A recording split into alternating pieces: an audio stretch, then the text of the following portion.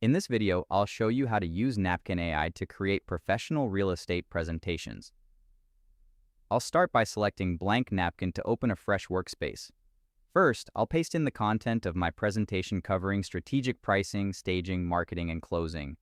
To turn this text into a visual, I'll highlight the first section and click the blue spark icon.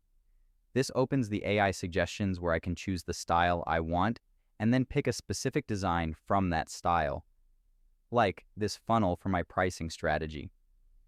I'll do the same for the next pillar, browsing different categories until I find a visual that fits. Once I've chosen the design, I can start editing the visual the way I want. I'll change the font to a professional style and then ungroup the visual to move elements freely. I'll also adjust the colors of the icons to better match my branding. Once the visuals are finished, I'll click Share and select Export All Visuals. I'll choose the PPT format and hit Download to save my presentation. Finally, I can open the file in PowerPoint and enable editing to see my professional slides ready for use.